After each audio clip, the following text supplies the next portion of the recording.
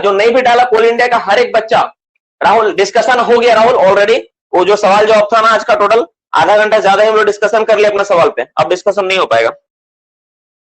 हो गया राहुल, अब नेक्स्ट क्लास में लोग डिस्कशन करेंगे। तो क्वेश्चन आंसर था ना यार, तो डिस्कशन किया, अब कितना एक बार डिस्कशन करेगा। चलो सवाल लिखते हैं हम, लिखो फॉर्म, ठीक है। जो भी सवाल है ना आप लोगों का, जितना भी क्वेश्चन है ना, आप लोग प्लीज वेट करो फॉर्म मुझे याद करवाने तक, और मुझे फॉर्म याद करवाने में 20 मिनट का समय लगेगा। 20 मिनट से ज्यादा ज्यादा 25 आधा घंटा लगेगा, इससे ज्यादा नहीं लगेगा, ठीक है। According to rule, according to mines rule, mine rule 1955,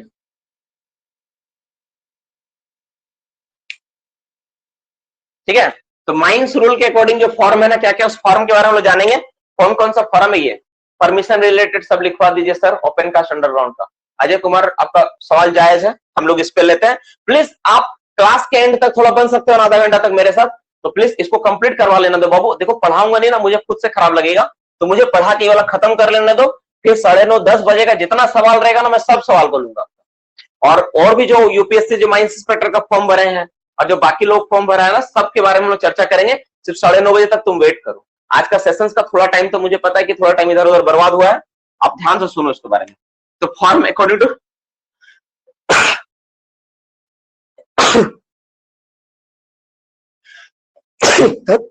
देखो, तो हम लोग क्या करते हैं बाबू, हम लोग सबसे पहले जब फॉर्म हम लोग देखते हैं ना रेगुलेशंस के हिसाब से, तो फॉर्म का नंबर होता है 1 2 3, लेकिन रूल में क्या है ना, फॉर्म का ना नोमेनक्लेचर क्या है, alphabetically A B C D इस तरह से है।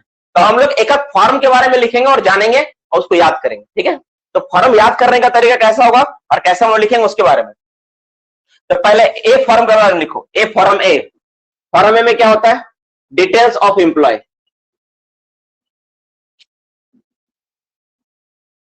देखो अब मैं सिखाऊंगा कि कैसे याद करना है। एम्प्लॉय का डिटेल्स, एम्प्लॉय का सारा डिटेल्स कौन सा फॉर्म में होगा, फॉर्म ए में होगा। बाबू देखो जब कोई खदान होता है, आपको पता है जो रूल बनाया गया किसके लिए बनाया गया, जैसे माइंस सीएमआर रेगुलेशन किसके लिए था, वो माइंस से संबंधित था, है कि नहीं। माइंस रेगुलेशन जो था सीएमआर था ना, वो किससे रिलेटेड था डियर स्टूडेंट्स, वो सीएमआर था, रेगुलेशन से संबंधित, खदान से रिलेटेड। इसीलिए इसमें form 1A notice of opening of mines के ऊपर था। अब जब मेरा ये रूल किसके लिए है, रूल है आपका वर्कर के लिए। जो रूल बनाया जाता है, रूल जो बनती है, माइंस रूल का जो बुक है, उसमें वर्कर का हित के बारे में बोला गया है, वर्कर का भलाई के बारे में बोला गया है, वर्कर का फैसिलिटी के बारे में बताया गया है। रेगुलेशन और रूल में जो सबसे बड़ा अंतर यह है डियर स्टूडेंट्स, आपको लगता है रूल का मतलब रूल करना, राज करना, ऐसा नहीं है। जब कोई वर्कर कहीं पर काम करता है, तो उस वर्कर जब कोई काम करेगा कोल माइंस में स्पेशली, या कोई भी इंडस्ट्री में, तो उसके लिए कंपनी देश ऐसा नियम बना के प्रोवाइड करेगा ताकि उसको कुछ फैसिलिटी मिल सके। उसको कैसा फैसिलिटी मिल सके, उसको रहने के लिए क्वार्टर, मेडिकल फैसिलिटी, जहां पर वो काम करेगा उसका वर्किंग एनवायरनमेंट, कल्चर, ठीक है। इसके साथ जो बाकी सुविधा है ना वो मिल सके। तो ये सारी चीजों के बारे में किसमें जिक्र किया गया है, रूल के बारे में जिक्र किया गया है। उसको कुछ अलग से बेनिफिट मिले, कैसा अलग से बेनिफिट मिले, जैसे उसको एक्स्ट्रा वेजेस मिले, उसका अटेंडेंस बने, उसका डिटेल्स ऑफ एम्प्लॉय का सारा डिटेल्स वगैरह ब्यौरा हो, उसको कोई अगर चोट घाट लगे काम के दौरान, उसको कुछ तरह का बेनिफिट मिलना चाहिए ताकि उसको हाजिरी ना कटे। तो पहले ये सब दिक्कत था, लेकिन जब 1955 का जो माइंस रूल बना ना, जिसमें बहुत सारी बातों को क्लियर कर दिया गया कि वर्कर को काम कराते हो तो वर्कर को गधा बकरी नहीं है कि जिसको तुम काम कराया और चोट लग गया तो उसको साइड में जाकर खूंटा में बांध दिया कि भाई जा तुम्हारा चोट लग गया, क्या तुम घर में जाकर 2 दिन रेस्ट करना। अब वो आदमी काम कर रहा है मान लो, और आदमी को चोट लग गया, सर फट गया, अब तुम उसको बोल दिया जाइए 4 दिन जाकर घर में रेस्ट करो, तुमको पेमेंट नहीं मिले, तुम काम नहीं कर रहा है। अब भी सोचेगा भाई हम काम नहीं कर रहे थे, काहे पेमेंट मिलेगा। तो ये नहीं चलता है। चलता क्या है, रूल बोलते हैं कि नहीं, अगर उस आदमी को काम के दौरान चोट लगा है तो पूरा का पूरा मेडिकल फैसिलिटी और रिस्पॉन्सिबिलिटी उस इंडस्ट्रीज की होगी और उसका पूरा खर्चा पानी उसको देना पड़ेगा। तो रूल है ना पूरा वर्कर का हित में है। तो इसीलिए पहला फॉर्म क्या है, डिटेल्स ऑफ एम्प्लॉय। आप एम्प्लॉय से रिलेटेड है तो एम्प्लॉय का सारे डिटेल्स इसमें आप लिख के रखिए, सारा का सारा ब्यौरा इसमें आप बना के रखिए। तो ये जो बोला गया कौन सा फॉर्म में हो, इसका किसके, ये रूल जो था वो किसके रिलेटेड है, वर्कर से रिलेटेड है। और पहला फॉर्म क्या है, वो वर्कर के हित में है, that is the details of employ, ठीक है। नेक्स्ट फॉर्म बी क्या है, फॉर्म बी इससे रिलेटेड किसमें है, इसमें इसमें register of overtime wages, register of overtime wages, जो ओवर टाइम जो करेगा ना उसका वेज का रजिस्टर वो कौन सा फॉर्म में होगा, बी में होगा। अब देखो डियर स्टूडेंट्स, पहले सी डी ई तीनों था, है ना, पहले सी था, डी था, ई था। अभी क्या किया गया है, तीनों को मर्ज कर दिया और एक नया फॉर्म बना है डी। इसमें क्या होता है, attendance of employ, attendance of person employ जो भी बोलना है,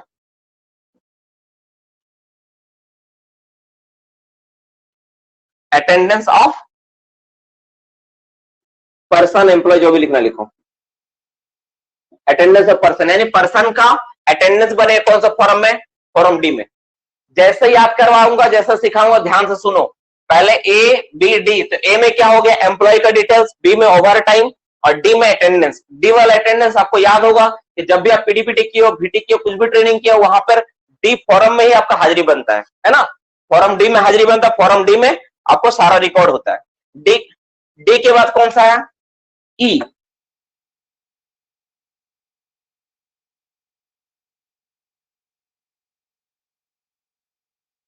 फॉर्म क्या होगा आपका, नेक्स्ट क्या होगा, ई।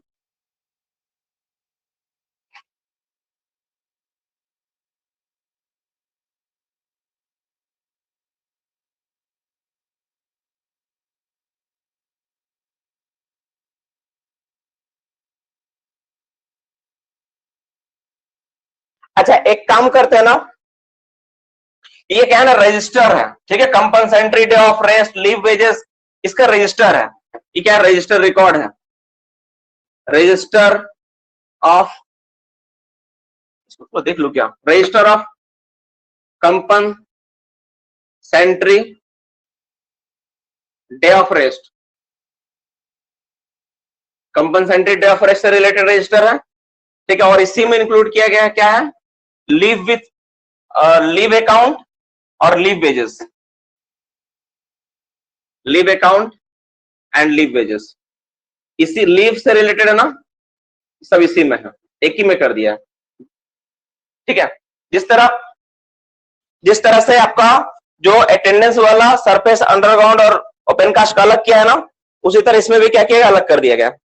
इसको थोड़ा सा देखो, एक मिनट में देखता हूं, यहाँ पे एक बुक आ गया, स्कूल,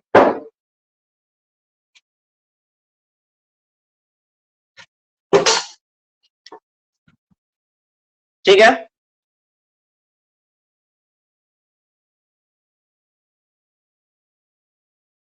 इसमें नहीं मिलेगा, पुराना वाला हो गया। तो ये हो गया आपका, साथ देख लिए। कुछ लोग मैसेज किए, लीव के बाद क्या है सर, स्पेशल स्पेशल साफ साफ लिख के समझ नहीं आ रहा है। Form E, register of compensated रेफलेस leave account with calendar year. देखो राजकुमार लिख के दिया है, राजकुमार जो तुमको नोट्स था ना यार, एक बार सेंड कर दो तो मुझे, जो तुम लोग को भेजा था ना, व्हाट्सअप कर दो तो। मेरा वाला जो है ना वो अचानक आज पढ़ानी स्टार्टिंग की है ना, तो आज कुछ और सोच के आए थे टॉपिक पढ़ाऊंगा, तो इसका वाला हम प्रिपरेशन नहीं किए रोल वाला, तो कुछ और टॉपिक ही पढ़ाना था मुझे, तो थोड़ा उसको सेंड कर दो तो मेरा वाला में फोटो खींच के व्हाट्सअप करो तो, जो तुम लोग को लास्ट टाइम पढ़ाए थे। सेंड कर सकता है जल्दी से, व्हाट्सअप करो मुझे। देखो तो यहां तक पहले याद करते हैं, form A details of employee, B में register of overtime wages के ऊपर, ठीक है, बी में क्या, register of overtime wages के ऊपर। राजकुमार तो एग्जाम ही नहीं दिया, राजकुमार का ओवरमैन का सर्टिफिकेट कहां था उसके पास, बच्चा के पास, ठीक है। अटेंडेंस ऑफ पर्सन कौन सा, अटेंडेंस ऑफ पर्सन आपका डी में, ठीक है। अटेंडेंस ऑफ पर्सन किसे बनाएंगे, उसका डी में बनेगा।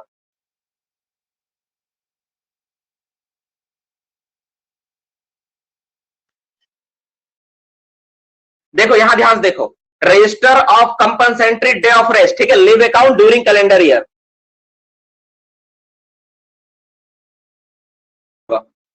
लिख लो। डी में ना, डी में सब अटेंडेंस होता है, इसमें ओपन कास्ट का, अंडरग्राउंड का, सरफेस का, सब का अटेंडेंस डी में होता है, सभी का अटेंडेंस होता है डी में, ठीक है, सभी का अटेंडेंस डी में होता है। चलो अब हम लोग नेक्स्ट पे बात करते हैं। डियर स्टूडेंट देखो, कुछ फॉर्म ना बहुत आसान है, पहले मैं याद कराऊंगा, ठीक है, अब मैं इस पे बाद में बात करेंगे। ये फॉर्म को तुम जितना याद किया, क्या नहीं किया भूल जा, ठीक है। हम लोग पहले आप देखते हैं, ध्यान सुनना, लिखा दिया, पहले देख ले।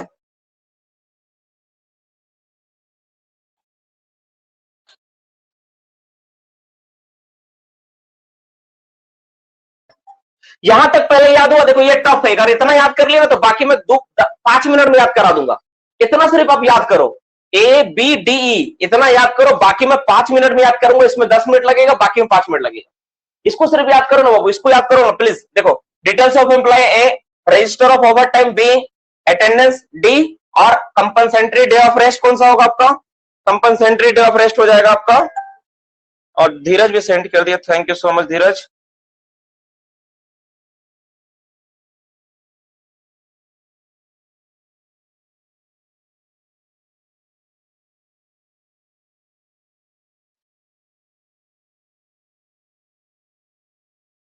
कौन किया यार? ठीक है, ये हो गया आपका। अब हम लोग बाकी चीजों को हम लोग देख लेते हैं। ये फॉर्म आपको याद हुआ इतना सारा? फॉर्म आपको इतना सारा याद हुआ? Details of employ, register of overtime, attendance वाला, और कंपनसेंट्री डे ऑफ रेस्ट, ठीक है, ये इतना आपको याद हुआ? ई तक याद हुआ?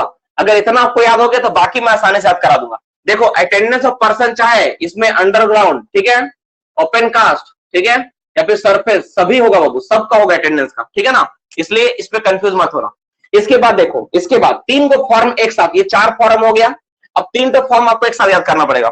फॉर्म जे के एल, जे के एल, ठीक है, इतना आपको याद रखना पड़ेगा, और एक आपका यू, बस इतना आपको याद रखना पड़ेगा, बात बाकी तो बहुत आसान है। तो जे में क्या होता है? रिपोर्टेबल इंजरी का होता है, रिटर्न ऑफ रिपोर्टेबल इंजरी भेजते हैं हम लोग, रिटर्न ऑफ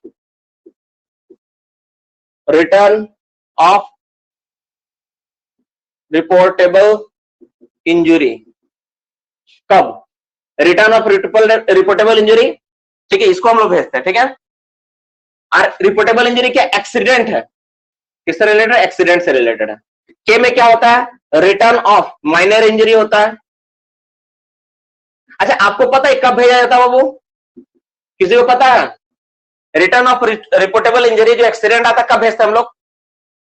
कब भेजते हैं?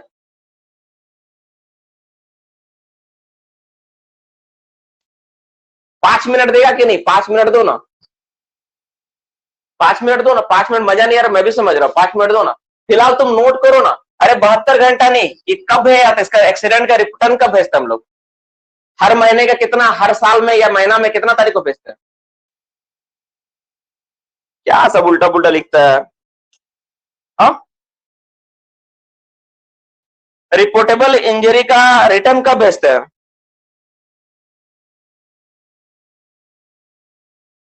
क्वार्टरली भेजा जाता है यार, क्वार्टरली, क्वार्टरली भेजते हैं हम लोग, क्वार्टरली, इसको क्वार्टरली भेजते हैं ना, हर 3 महीने में क्वार्टरली बोलते हैं इसको, क्वार्टरली भेजते हैं। जैसे क्वार्टरली मतलब क्या हो गया?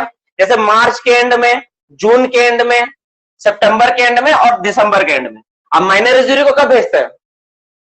बोलो रे, माइनर इंजरी कब भेजते हैं, जल्दी बताओ। मैं बहुत देर से पानी नहीं पिया हूं यार, मजा नहीं आ रहा। ठीक बोला यार, मजा नहीं आ रहा। और एल का मतलब क्या हो गया? एल का मतलब live with wages, live with, तुम लोग को मजा नहीं आ रहा ना, रुको मैं भी मजा दिलाता हूं। बहुत बोर लग रहा है, बस 1 मिनट, 1 मिनट रुक जा, पानी नहीं पिया हूं ना इसीलिए बोर लग रहा है।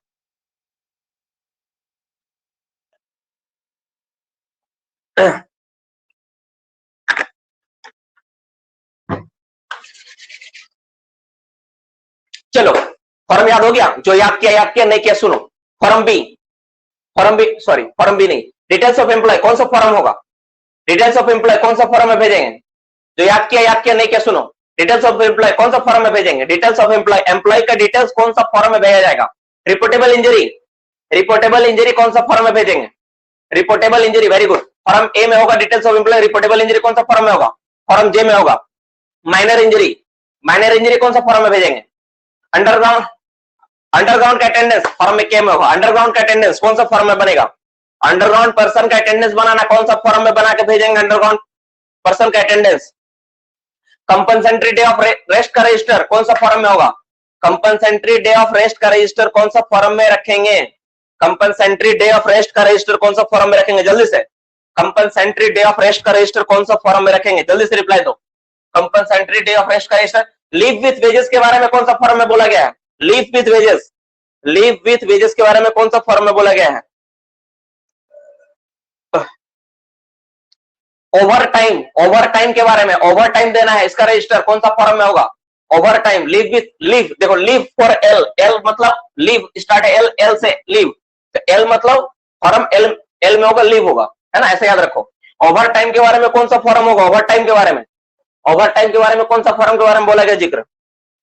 ओवर टाइम के बारे में फॉर्म बी में बोला गया। फॉर्म बी में क्या ओवर टाइम है, ठीक है, इतना याद हुआ। अच्छा, एक सवाल बहुत इंपॉर्टेंट है जो बार बार एग्जाम में पूछता है, बता तो WI अपना रिपोर्ट कौन सा फॉर्म में भेजता है?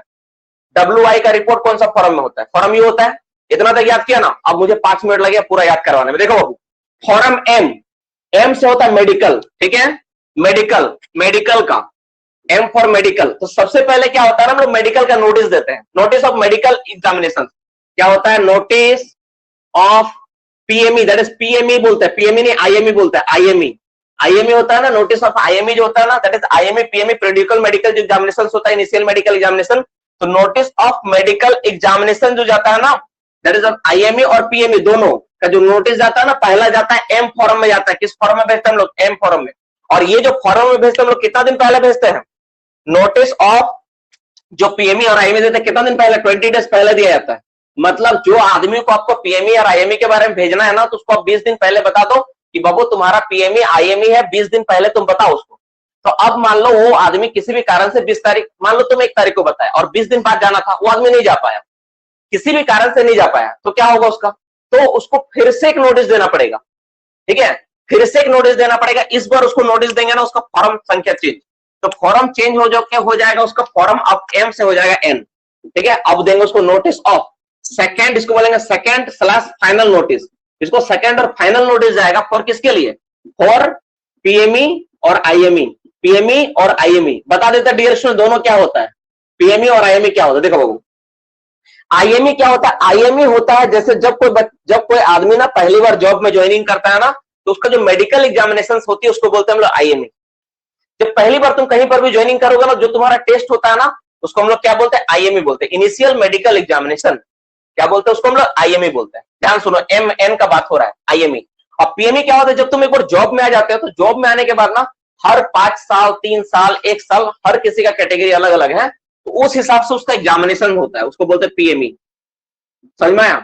जो जॉब के बाद जब होगा तो उसको PME, क्योंकि पीरियडिकली होता है, हर कैटेगरी अलग अलग होता है, किसी का 5 साल में होता है, किसी का कभी 3 साल में लेते हैं, किसी का 1 साल में होता है, कंडीशन है सबका, उसको हम लोग पढ़ेंगे क्लास में, डिटेल्स में जानेंगे। तो फिलहाल तुम लोग जान लो कि इसमें क्या है आपका PME के लिए कितना होगा, PME के लिए, IME के लिए जो इनिशियल वाला देंगे ना, तो फर्स्ट नोटिस जो देंगे ना, first, that is first notice of first, ठीक है, नोटिस ऑफ IME और PME जो पहला नोटिस जाएगा 20 दिन पहले जाएगा फॉर्म M में, और N में जब भेजेंगे तो सेकंड और फाइनल नोटिस होगा। क्लियर यहां तक? अब देखो, अब इसका रिपोर्ट MN, तो तुम मेडिकल एग्जामिनेशन करवाया, अब फाइनल नोटिस तुम दे दिया, इसके बाद क्या बनेगा? इसका रिपोर्ट बनेगा। एक सवाल आज कोई पूछा था ग्रुप में, ठीक है, तो इसमें क्या होगा? मेडिकल रिपोर्ट आएगा, medical report, report of that is a PME और IME। तो जब कभी तुमसे कोई बोले कि आपके पास फॉर्म O है, तो तुम समझ लेना फॉर्म O का मतलब क्या है कि आपका मेडिकल रिपोर्ट के बारे में बोला जा रहा है। यानी तुम कभी मेडिकल ऑफिसर के पास जाके बात करोगे तो तुम पूछोगे सर मेरा फॉर्म O दीजिए ना, तुमको मेडिकल O रिपोर्ट मांगने की जरूरत नहीं, बोलना सीधा जाके फॉर्म O दीजिए। तो फॉर्म O में जो भी तुम्हारा मेडिकल रिपोर्ट होगा ना वो होगा। तो जो बच्चा ACL, WCL या कहीं पर भी जाके मेडिकल एग्जामिनेशन करवाया है, तो हर किसी का रिपोर्ट फॉर्म O में सबमिट है, फॉर्म O में सबमिट है। अब देखो, MN हो गया, O हो गया, O के बाद क्या आता है? MNO, O के बाद क्या आता है? तो बच्चा भी जानता है MNO के बाद क्या आता है, सबको पता क्या आता है इसके बाद? चला गया। MNO के बाद आता है P, क्या था वो? P आता है ना, P आता है। तो P का ना 2 फॉर्म, P, P1। P का कितना फॉर्म होता है? P होता है और P1 होता है, P का 2 फॉर्म बनाया गया। देखो अब एक बात, अब जो तुम मेडिकल एग्जामिनेशन करो उसका कुछ स्टैंडर्ड तो होगा, PME करो या IME करो, जो करना करो, लेकिन उसका स्टैंडर्ड तो होगा ना, जो स्टैंडर्ड है, ठीक है, medical standard of fitness of person, ठीक है, तो जो भी मेडिकल का जो स्टैंडर्ड होगा ना, है ना, तो इसका ना, इसका जो बनेगा ये जैसे पीएमई का, दैट इज, इसमें क्या ना, इसमें जिक्र किया गया कि कैसे कौन आदमी का जैसे तुम टेस्ट कर रहे हो तो आंख कितना होना चाहिए, क्या क्या चेक करना है। पीएमई वाला में, पीएमई का जो डिटेल्स होगा ना वो होगा फॉर्म पी में। जो standard of fitness of person होगा ना, medical standard of fitness of person, that is the, मैं लिख रहा हूं यहां पे देखो ध्यान से, मेडिकल स्टैंडर्ड, स्टैंडर्ड बताया गया, स्टैंडर्ड, ठीक है, standard of fitness of person, of fitness, मैं समझा रहा हूं इसका मतलब, देखो पहले लिख लेने दो, फिटनेस ऑफ पर्सन, पर्सन, ठीक है, medical standard fitness of person, ठीक है, ऑफ, ठीक है, फॉर पीएमई। देखो जब हम लोग पीएमई करवाएंगे ना, तो मान लो कोई पीएमई करने के लिए आदमी किसी को भेजे, ठीक है, तो पीएमई करने को भेजे तो डॉक्टर उसको जो जांच करेगा फिट या अनफिट बोलेगा, तो फिट या अनफिट बोलेगा तो किस बेसिस पे बोलेगा, तो वो फॉर्म पी में ना बताया गया है, उसका हार्ट बीट इतना होना चाहिए, उसका ब्लड प्रेशर इतना होना चाहिए, उसका यूरिन में ये चीजें होनी चाहिए, उसका जो आपका क्या बोलता है विजन ऑफ साइट इतना होना चाहिए, उसका सुनने का एबिलिटी इतना डेसिबल तक होना चाहिए। तो ये जो सारी चीजें है ना बाबू, ये पूरा का पूरा ब्यौरा है ना, ये पूरा का पूरा ब्यौरा पी फॉर्म में लिखा गया, उसका स्टैंडर्ड के बारे में बताया गया। अगर उससे कम आता है तो उसको अनफिट घोषित करेंगे, और उससे अगर उतना रेंज में रहता तो फिट है।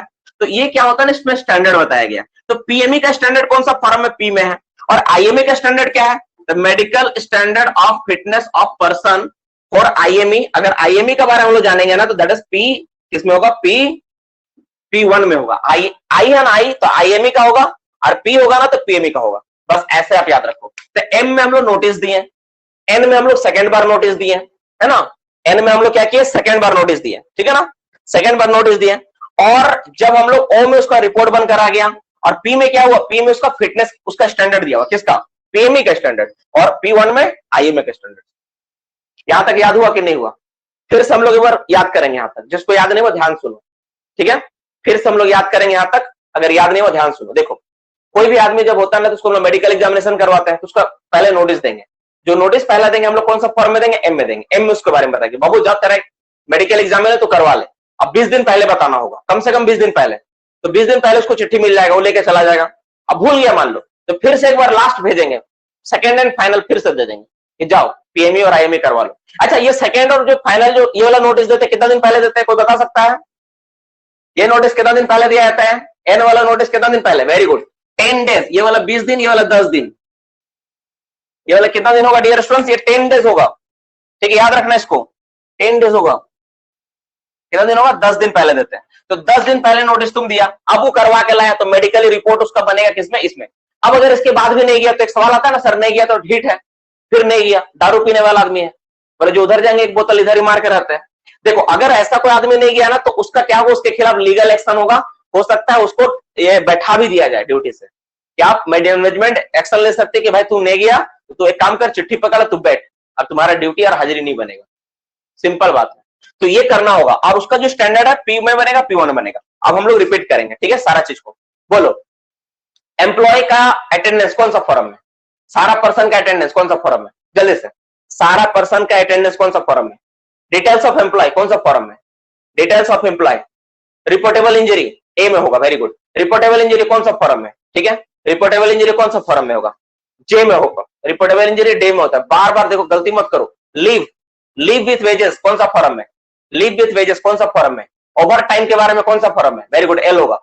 ओवर टाइम के बारे में कौन सा फॉर्म है? वेरी गुड, बी होगा। ओवर टाइम के बारे में फॉर्म बी में। मेडिकल का नोटिस 20 दिन पहले कौन सा फॉर्म में देंगे? मेडिकल का नोटिस, पीएमई आईएमई का नोटिस 20 दिन पहले कौन सा? स्टैंडर्ड ऑफ मेडिकल पीएमई का, स्टैंडर्ड ऑफ पीएमई कौन सा फॉर्म में जांच होता है? स्टैंडर्ड ऑफ पीएमई जो होता है। मेडिकल का जो रिपोर्ट मिलता है, मेडिकल का जो रिपोर्ट मिलता है वो कौन सा फॉर्म में मिलता है? कंपनसेंट्री डे ऑफ रेस्ट का रजिस्टर, कंपनसेंट्री डे ऑफ रेस्ट का रजिस्टर। ये वाला मैं बार बार भूल जाता हूं, तुम लोग थोड़ा याद रखना यार, मैं अक्सर इसको भूल जाता हूं, ये दिमाग से मेरा हट जाता है, ठीक है, इसको तुम थोड़ा याद रखना, ठीक है, ठीक है। और अगर मान लो आईएमई का जो स्टैंडर्ड होता है, आईएमई जो इनिशियल मेडिकल एग्जामिनेशन होगा, उसका स्टैंडर्ड कौन सा फॉर्म में होगा? उसका P1 में होता है, P1 में हम लोग करते हैं। यहां तक याद हुआ?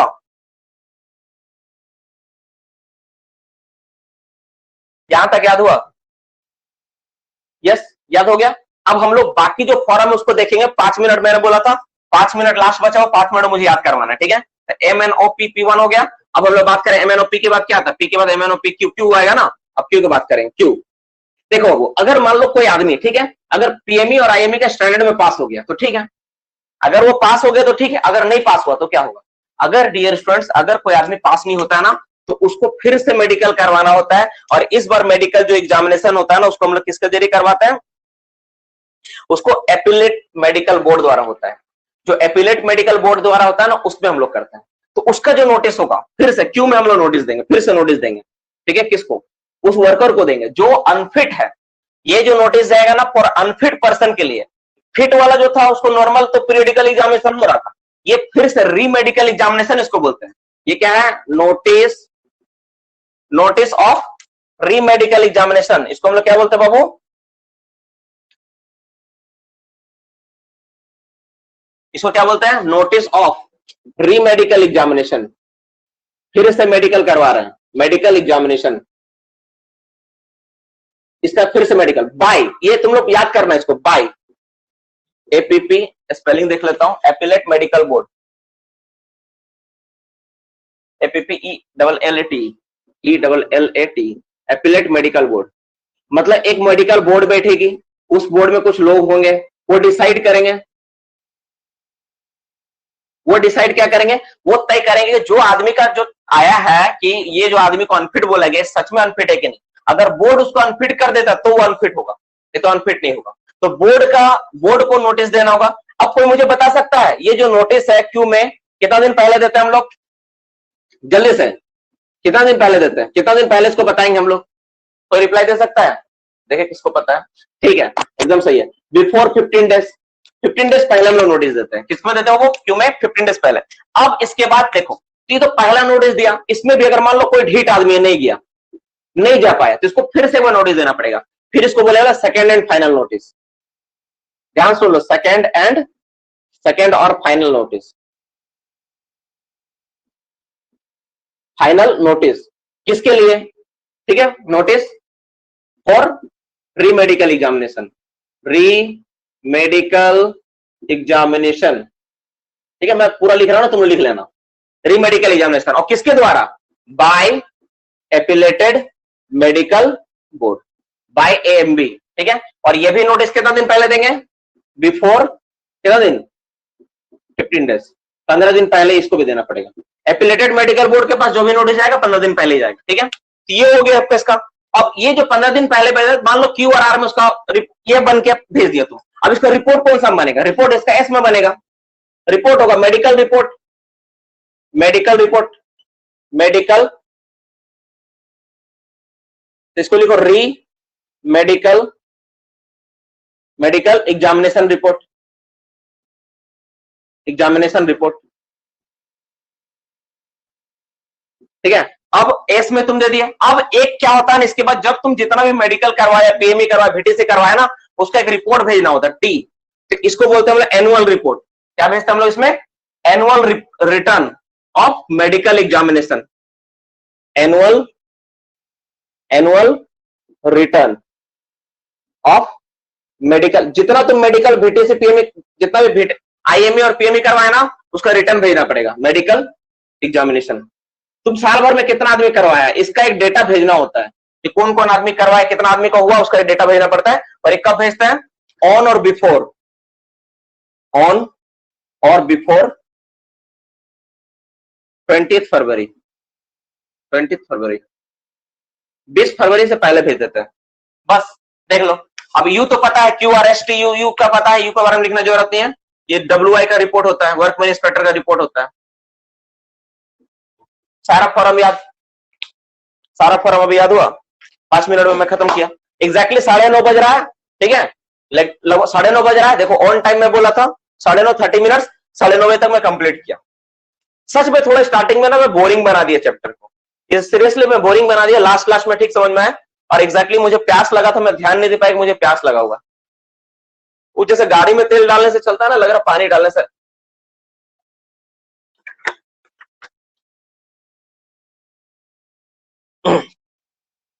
लिखे लिखे सब फॉर्म हो गया खत्म, इतना ही फॉर्म, इससे अलावा कुछ नहीं है।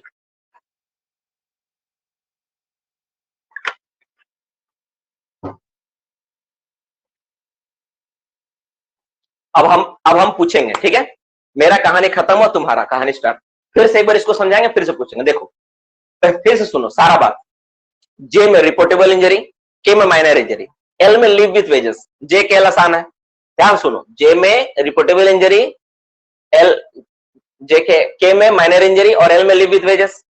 एम से मेडिकल स्टार्ट, एम से मेडिकल स्टार्ट, तो नोटिस पहला देंगे फॉर मेडिकल एग्जामिनेशन का बिफोर 20 डेज फॉर्म एम में, फिर उसी को सेकेंड और फाइनल नोटिस दिया जाएगा। अगर वो नहीं गया तो एम फॉर्म से नहीं सुना तो फॉर्म एन में देंगे second and final notice before 10 दिन। उसका जो रिपोर्ट बनेगा व्यक्ति का फॉर्म ओ में बनेगा, रिपोर्ट बन गया फॉर्म ओ में। अब उसका जो स्टैंडर्ड है जांच करने के स्टैंडर्ड की, पीएमई का स्टैंडर्ड फॉर्म पी में दिया हुआ है, अब P1 में दिया हुआ आईएमई के स्टैंडर्ड। अब अगर मान लो कोई व्यक्ति अनफिट हो गया, अगर फिट हो गया तो सब ठीक है, कहानी खत्म। लेकिन अगर मान लो कोई व्यक्ति अनफिट हो गया तो फिर से उसका रीमेडिकल एग्जामिनेशन होगा। अब रीमेडिकल एग्जामिनेशन वो डॉक्टर नहीं करेगा, अब बोर्ड करेगी। कौन करेगी? एपिलेट मेडिकल बोर्ड करेगी। उस बोर्ड में मेंबर होंगे मेडिकल वाले, सारे ऑफिसर डॉक्टर होंगे, वो चेक करेंगे कि सच में ये क्या अनफिट है, क्या फिट अनफिट उनका करना काम है। तो फिर से उस व्यक्ति को नोटिस देके भेजना पड़ेगा 15 दिन पहले कि बाबू तू ले जा, अब तुम्हारा फिर से एक बार चेक होगा। अब वो चेक करेगा, अगर वो अनफिट हो जाता है तो उसको लंप सम अमाउंट देके कोई सब्स्टिट्यूट वर्क देना पड़ेगा कि उसके जगह पे कोई दूसरा काम करे, या फिर उसको अगर वो मान लो कि ऐसा कोई काम करने के लायक ही नहीं बचा, ऐसा कंडीशन हो गया, तो उसको क्या करना पड़ेगा, तब उसको हम लोग क्या करेंगे, एक लंप सम अमाउंट देकर उसको रिटायरमेंट देना होगा। और हो सकता है तो लोग उसमें जॉब का भी डिमांड करते हैं। तो ये होता है। तो नोटिस ऑफ जो रीमेडिकल एग्जामिनेशन होता है ना, ये होता है।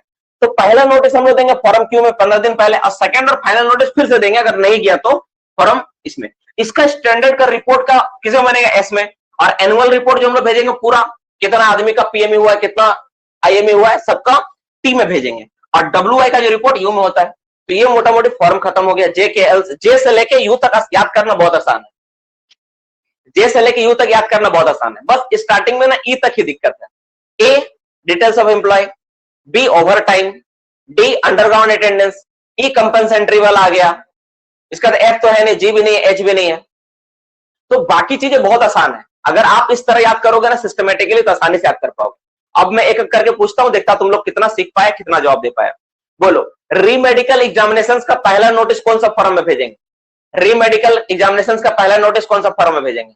रीमेडिकल एग्जामिनेशन का पहला नोटिस, रीमेडिकल एग्जामिनेशन का पहला नोटिस, रीमेडिकल एग्जामिनेशन का पहला नोटिस कौन सा फॉर्म भेजेंगे? देख, क्यू में लिखा है रीमेडिकल एग्जामिनेशन, क्यू में है। काहे आर लिख रहा है, काहे एन लिख रहा है? रीमेडिकल बोला हो ना, सेकेंड एंड फाइनल नोटिस थोड़ी ना बोला मैं। रीमेडिकल का कौन सा होगा? फॉर्म क्यू में होगा। ठीक है। जो मेरा पीएमई का जो पीएमई जो मेरा सॉरी रुको, जो मेडिकल रिपोर्ट बनेगा मेरा पीएमई और आईएमई का कौन सा फॉर्म में बनेगा? पीएमई आईएमई का जो मेडिकल रिपोर्ट बनता है कौन सा फॉर्म में होता है? वेरी गुड, फॉर्म में होता है। एम्प्लॉय का डिटेल्स कौन सा फॉर्म में होता है? एम्प्लॉय का डिटेल्स कौन सा फॉर्म में होता है? फॉर्म ए में होता है। ठीक है, details of employ form A में होता है। बाबू आज क्लास थोड़ा लेट तक चलेगा, 10 बजे तक चल सकता है। ठीक है, प्लीज क्लास 10 बजे तक अटेंड करना। ठीक है, क्योंकि टाइम थोड़ा ज्यादा हो रहा है और कंप्लीट करके छोड़ूंगा। वर्कमैन इंस्पेक्टर कौन सा फॉर्म में रिपोर्ट लिखता है अपना? Workman inspector, very good, form you में भेजता है। नेक्स्ट क्वेश्चन पे आते हैं हम लोग। नेक्स्ट क्वेश्चन पे आते हैं, जो हम लोगों का ओवर टाइम वेज होता है, ओवर टाइम का कौन सा फॉर्म में होता है? ओवर टाइम का, वेरी गुड, बीम होता है। हो जाता है, बीम होता है। रिपोर्टेबल इंजरी, रिपोर्टेबल इंजरी कौन सा फॉर्म में होता है? ठीक, वेरी गुड, जे में होता है। अच्छा बताओ, second and final notice for PME IME के लिए देंगे, कौन सा फॉर्म में देंगे? Second and final notice PME IME के लिए देंगे, फॉर्म कौन सा देंगे? एन में देंगे। अगर मान लो कि जो मेडिकल एग्जामिनेशन, रीमेडिकल एग्जामिनेशन का रिपोर्ट कौन सा फॉर्म में बनेगा? रीमेडिकल एग्जामिनेशन का रिपोर्ट कौन सा फॉर्म में बनेगा? वेरी गुड, फॉर्म एस में बनेगा। और डियर स्टूडेंट्स, एक बात बताओ कि जो पूरा का पूरा जो मेरा मेडिकल एग्जामिनेशन है उसका रिटर्न कौन सा फॉर्म में भेजेंगे?